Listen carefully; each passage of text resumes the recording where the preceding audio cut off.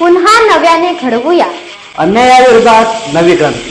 स्वराज दर्शन आपल्या हक्काचे news channel. रोजगार, पाणी आणि आरोग्य सुविधांवर थेट हल्लाबोल. सुमित काते यांचे आश्वासन.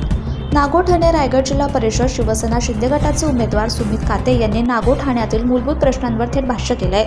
स्थानिक कंपन्यांमध्ये असूनही नागोठणकरांना रोजगार मिळत नसल्याचा मुद्दा उपस्थित करत शासनाच्या जी.आर.नुसार स्थानिकांना प्राधान्य देण्याची मागणी त्यांनी केली.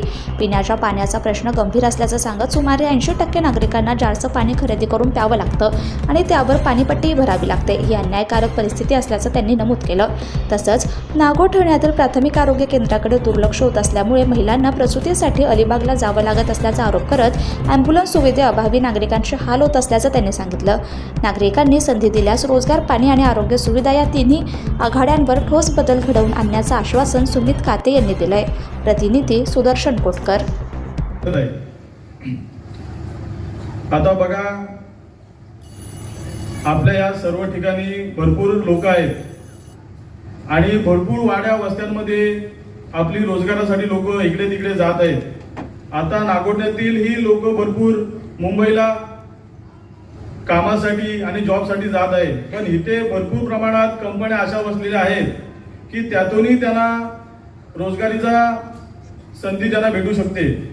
पण दुर्लभ असं आहे की त्यांना तिथे प्राधान्य दिलं जात नाही. खरं सांगायचं म्हटलं तर बघा, स्थलावर एक कायद्याचा नियम आहे, कायद्याचा जी.आर. आहे. त्या स्थलावर अंतर्गत म्हणजे स्थानिक लोकांना प्राधान्य, ह्याच्यामध्ये असं म्हटलेलं आहे सरकारने की 80% तेथील लोकांना, स्थानिक लोकांना प्राधान्य दिला पाहिजे आणि 20% हे बाहेरील लोकांना प्राधान्य दिलं पाहिजे.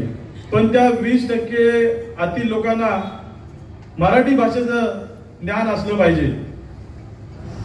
म्हणून असा कुठलाच हा जी.आर. सरकार फॉलो करत नाही आणि आपल्याला रोजगाराची संधी उपलब्ध होत नाही.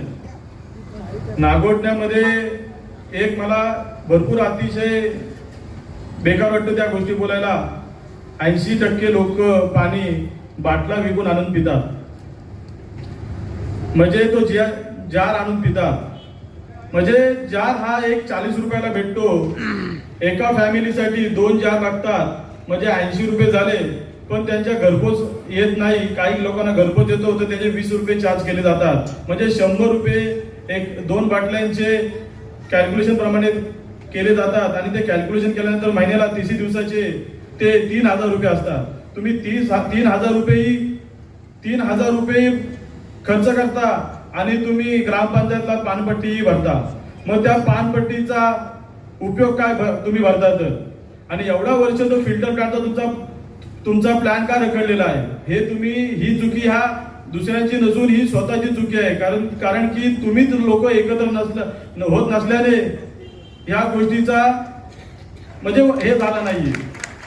आता बघा, या राजकारणामध्ये येताना मी पहिले मोहल्ल्यामध्ये गेलो, मोहल्ल्यामध्ये, आणि ह्या मोहल्ल्यामध्ये माझा कुठलाही बॅकग्राऊंड न बघता इथं भरपूर अशी लोक आहेत, आता मी नाव घेत नाही, मला त्यांनी कुठलाही संकोच न करता मला पाठिंबा दिला. आपली लोक काय बोलत होती माहिती आहे का? मी मदत करेन, मी पडद्यावर येणार नाही, मी खालून करेन, मी वरून करेन. पण त्या मोहल्ल्यामध्ये असं कुठलंच मला चित्र दिसलं नाही की त्यांनी जो माझ्याशी जो पाठिंबा दिलेला आहे त्याच्यासाठी मी त्यांना सेल्यूट करत आहे. आता बघा, आरपीआय हा जो पक्ष आहे, आता राजकारण करताना, आता लोकसभेचं राजकारण झाला तेव्हा तो राजकारण करताना वरून युती झाली. ज्याप्रमाणे वरून युती केली जाते त्यामुळे खालची युती केली जाते. त्यामध्ये कुठलाही पक्ष भेदभाव केला जात नाही. त्या युतीतून निवडणूक लढली जाते. त्यामुळे विधानसभेचाही तसं झालं. पण आपल्या नागोठणे विभागाचं आता राजकारण असं केलं आहे का ह्यांनी खालून आपण एकोप्याने सर्वांनी म्हणजे सुरुवात केलेली आहे. याचा मला खूप आनंद वाटत आहे.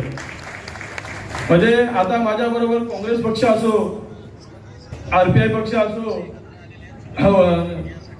उद्धव बाळासाहेब ठाकरे पक्ष असो, या सर्व पक्षांनी मिळून मला जो पाठिंबा दिलेला आहे याचाच मला खरोखर आनंद वाटत आहे. बघा, नागोठणा शहरामध्ये भरपूर अशा गोष्टी आहेत. प्राथमिक आरोग्य केंद्रासाठी दुर्लभ आहे, कारण की डिलिव्हरीसाठी जो यातना सहन कराव्या लागतात या प्रायव्हेट सेक्टरला त्या वळवल्या जातात. म्हणजे बघा, एखादा सामान्य व्यक्ती असेल तर त्याला तो परवडत नाही, त्या खर्च करायला तो परवडत नाही, त्यासाठी त्यांना अलिबागला न्यावा लागतो. म्हणजे त्या आणि ते नेण्यासाठी ॲम्ब्युलन्स पण इथं उपलब्ध नाहीये. आता बघा, मागची एक गोष्ट झाली, आंबडोशीला एक गोष्ट झाली की एक दळवी नावाचा एक मुलगा आहे, म्हणजे मित्रच आहे माझा, तो समीर दळवी. तो तळ्यामध्ये अकस्मात त्याचा मृत्यू झाला. पण त्याची पोस्टमॉर्टम करण्यासाठी आपल्या नागोठणा हॉस्पिटल नेण्यासाठी, म्हणजे नागोठणा हॉस्पिटलमधून घरी आंबडोशीला नेण्यासाठी ॲम्ब्युलन्स पाहिजे होती. पण दुर्लभ एवढंच आहे की त्याला ॲम्ब्युलन्सच भेटली नाही. मग तेथील एका आमच्या कार्यकर्त्यांनी प्रसाद दादा भोईर, प्रसाद दादा जाधव, त्यांनी मनोज दादाला कॉल केला आणि मनोज दादानी 15 का 20 मिनिटात ॲम्ब्युलन्स त्यांना उपलब्ध करून दिली. सांगायचं तात्पर्य एकच आहे की बघा, जेव्हा तुम्ही लोकांनी आम्हाला अधिकार देतात ना, तर त्या अधिकाराचा कसा फायदा घ्यायचा ना जनतेने, हे त्या गोष्टीला अनुसरून असतो. पण आपली लोक काय करतात माहितीये का? आपली लोक काय करतात, तो विचारच करत नाही. म्हणजे आपल्या गावामध्ये म्हणजे सांगायचं एकच होतं की गावामध्ये प्रत्येक कार्यकर्ता आहे, मग त्या कार्यकर्त्याचा उपयोग काय?